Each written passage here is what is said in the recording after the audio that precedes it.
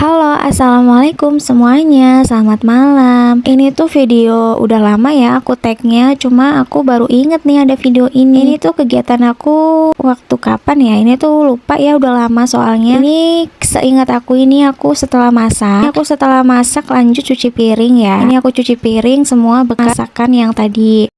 Karena kalau misalkan malam itu sebelum tidur kan aku biasa cuci piring ya, jadi udah nggak ada cucian piring kotor gitu kalau malam. Jadi ini tuh bener-bener piring-piring bekas masak ya. Kalau misalnya masak-masak sambil direkam itu kan pasti banyak banget, pasti pada numpuk kayak gini, karena kan gak bisa sambil nyuci piring ya kalau masak sambil direkam, karena fokus ke videonya, fokus ke pengambilan gambar di masakannya itu, makanya tuh nggak bisa sambil nyuci piring. Kecuali kalau masak nggak sambil direkam itu bisa ya, masak sambil nyuci piring sambil ngapa-ngapain tuh bisa. Kalau masak sambil direkam itu bener-bener kayak harus bener-bener teliti gitu, jangan sampai ada yang salah, jangan sampai nggak kerekam. Pokoknya kalau misalnya masak sambil di video itu benar-benar teliti, soalnya ada bocil-bocil juga. Kadang kan tangan bocil ikut kerekam, terus kadang ada kaki bocil ikut kerekam, terus juga kadang kameranya goyang, kameranya miring, kadang juga nggak kerekam kayak gitu. Kalau misalnya masak sambil di video itu benar-benar harus fokus ke kameranya, fokus ke videonya gitu. Makanya nggak bisa sambil-sambil nyuci piring. Jadi ini aku habis masak terus nyuci piring ya. Ini aku setelah cuci piring lanjut aku bersihin ini ember.